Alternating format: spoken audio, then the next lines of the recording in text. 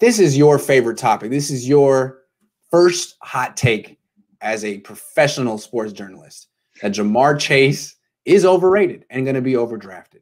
I just started watching his film, and I see what you're saying. So why don't you lay it out for people? This isn't necessarily a Niners topic, although it is if you like the Niners to trade up for some transformative generational talent. This guy just might not be it. What do you see from Ja'Marr Chase?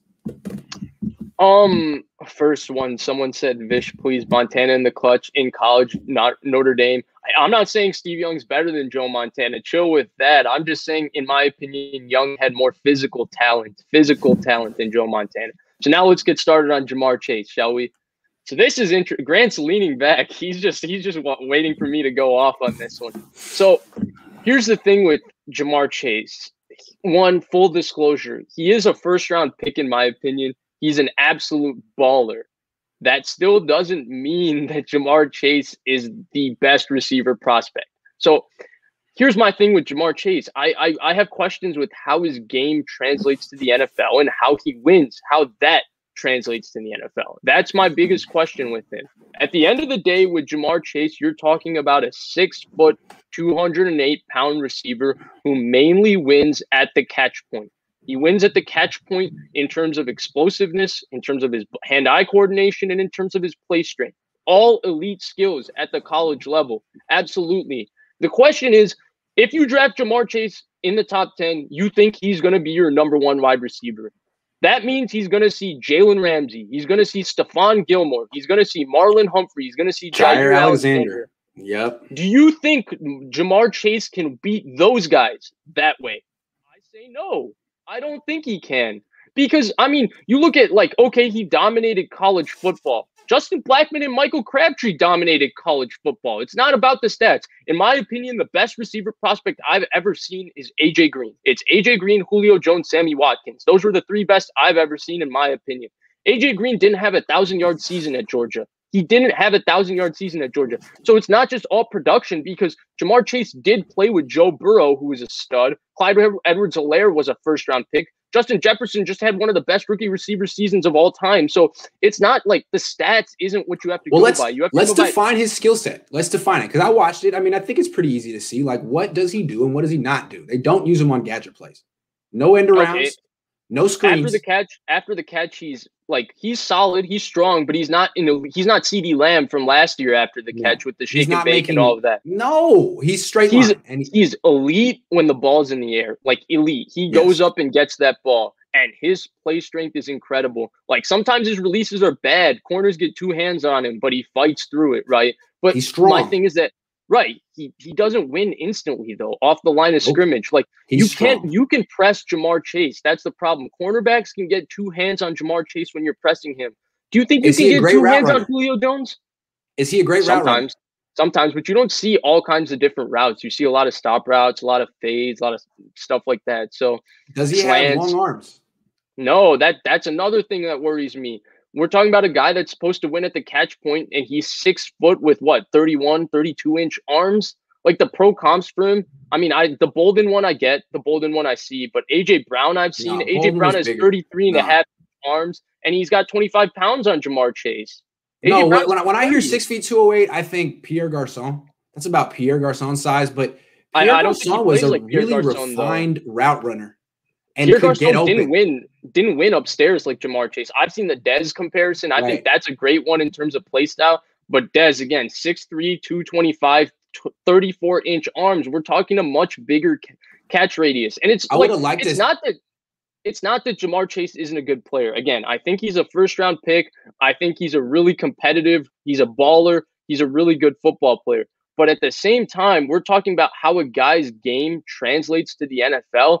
And I have questions of how good Ja'Marr Chase will be if you draft him in the top 10 as your number one wide receiver. There's so many questions with his athletic skill set. Yeah, when I watched LSU in 2019, again on coach's film yesterday, it seemed pretty clear that the focal point of the offense was Justin Jefferson.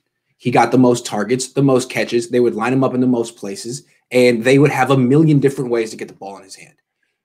And they would also hand the ball off their running back, and Joe Burrow would scramble. If you overplayed Justin Jefferson, then boom, big play to Ja'Marr Chase. he could get you for an 80-yard touchdown down the sideline. But they weren't using him in a ton of different ways. That they were expressing their creativity all through Justin Jefferson, in my opinion. It's more you can do.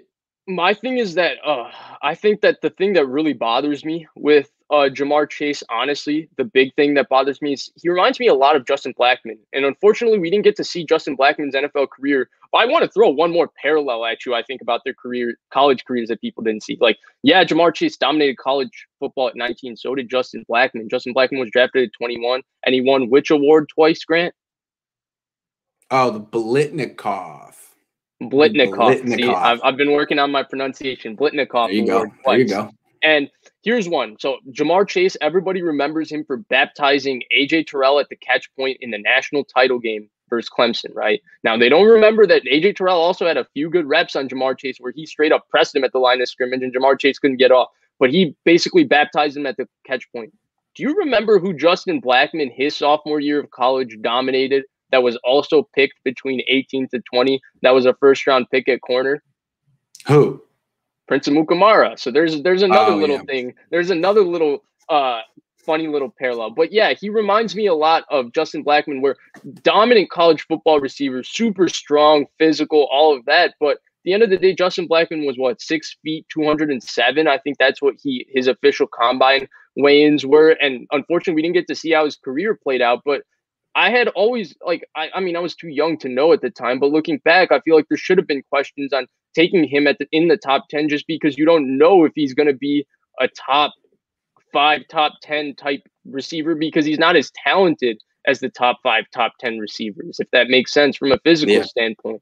At the end of the day, athleticism matters. I'll throw another name for you guys, the comparison between Brandon Ayuk and Jerry Jeudy. Jerry Jeudy was a better player coming out of college to a lot of people than Brandon Ayuk, because he played in a better system in Alabama. He played with better quarterbacks, and he had more one-on-ones, NFL coaching. But guess what? One-on-ones. Brandon Ayuk is a way better athlete than Jerry Jeudy. Brandon Ayuk has way more to offer after the catch than Jerry Jeudy. So Brandon Ayuk is physically just a more imposing person than Jerry Jeudy. Jerry Jeudy is 6'1", 190. Brandon Ayuk is 5'11" or 6 feet, 205 pounds, pretty shredded with 34-inch arms. We're talking the special athlete. A 40-inch vert. I mean, he's crazy. And now Brandon Ayuk. You saw that windmill put on the. It was wow, he got up. Yeah, and now Brandon Ayuk is in the better situation. Nobody in their right mind even compares Brandon Ayuk and Jerry Jeudy. Brandon Ayuk is thought of as way better than Jerry Jeudy, and that's solely because Brandon Ayuk was more physically gifted. He's just in a worse situation. You put him and look, I mean, if you take Jerry Jeudy in the top 15 and Ayuk goes 25, the Broncos are going to be kicking themselves for years. Yeah. So that's my thing with Jamar Chase. He's not the most athletically gifted receiver in this draft. He's a hell of a football player, no doubt about it. Baller, competitor, outstanding at the catch point, great play strength. But I just think that there's absolutely no way I would want to take him in the top 10. I don't think so, at least for me. And now I could be wrong. Yeah. And if I'm wrong, everybody will let me know. But if I'm right about this one, I guarantee you nobody's going to be telling me that you told us about Jamar Chase. So I mean, I'm with you, man. I wouldn't address. I mean, my whole thing is I wouldn't take a wide receiver in round 1 unless I'm really certain the guy's going to be special, because I think you can get guys in round 2, round 3 every year, and you're going to miss some guys if you have that philosophy. But I think you'll also probably have fewer busts as well.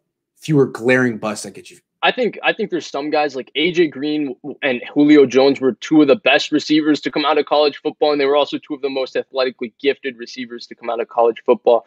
I heard someone that said that AJ Green, I read it in the chat. I always look at the chat while doing this, and I saw someone said AJ Green ran 4.6. No, AJ Green ran 4.5.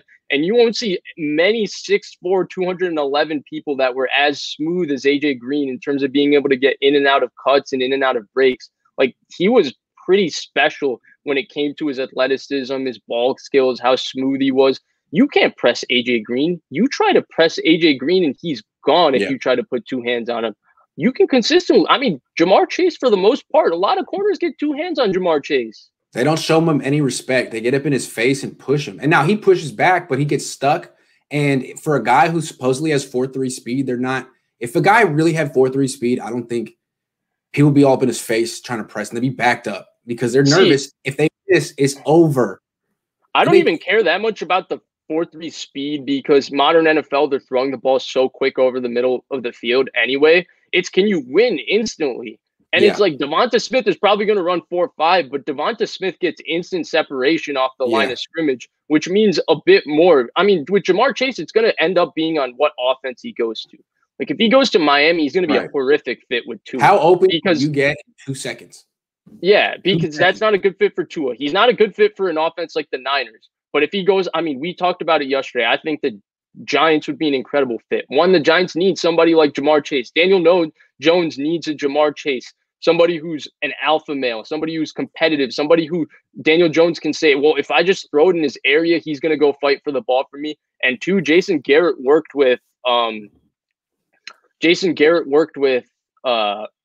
Bryant, who had a similar skill set to Jamar Chase, so that would make sense. Yeah, so, I mean, this was not really a Niners topic. I went on and on and on, but yeah, my bottom line is I just don't think Jamar Chase is a top 10 draft pick in this draft. Do you agree with A2 low 11? I don't know if I agree, but I think I like him. Like I've been on record, Kadarius Toney's my favorite player in this draft, but I think I like his skill set translating the best because he's not just a speed guy. Jalen Waddle moves like I've not seen like he's way better than Henry Ruggs. I mean, both him and Devonta Smith are way better than Henry Ruggs and Jerry Jeudy from last year, in my opinion. I mean, Jalen Waddle, he's got thick legs. He runs like a running back. Elite acceleration, elite quickness, elite agility, good route runner. I mean, he's one guy where like with Jamar Chase, can you throw a quick screen to Jamar Chase and he's going to score an 80-yard touchdown? I don't think so. Can you do it with Jalen Waddle? Absolutely. And let's look at and I mean, I think that after the catch, I mean, look at the guys that have had success in the NFL over the last few years. DK Metcalf, just a load after the catch, running. AJ Brown, a lead after the catch. Deebo Samuel, a lead after the catch. Brandon Ayuk, a lead after the catch. CeeDee Lamb, a lead after the catch. So after the catch is really where the game is played today. And Waddle's elite after the catch. Chase is a strong runner, but he's not. Right, but he's not. He's not an elite runner after the catch. When I watched Alabama last year, when I was scouting the different wide receivers, because everyone knew the Niners were going to be getting someone to replace Emmanuel Sanders, I remember thinking, Jeudy and Ruggs are cool, but Devontae Smith is the best wide receiver on the team, and Jalen Waddle's the best athlete. I mean, Jalen Waddle's athleticism pops. It's clear. It's just like Henry Ruggs. Yeah. I mean, somebody asked, are you concerned? Well, one, I don't think Ruggs was used right. I mean, they used Ruggs as a decoy in Oakland. And two, I think Waddle, like the things that Waddle does in terms of his agility, his quickness, like, and his ability, like, to instantly separate and stuff is way better than Ruggs. Ruggs is explosive and he might be straight line faster, and he can go up and get the ball when you throw it to him deep with that 41-inch vertical. But I think Waddle is just a better football player.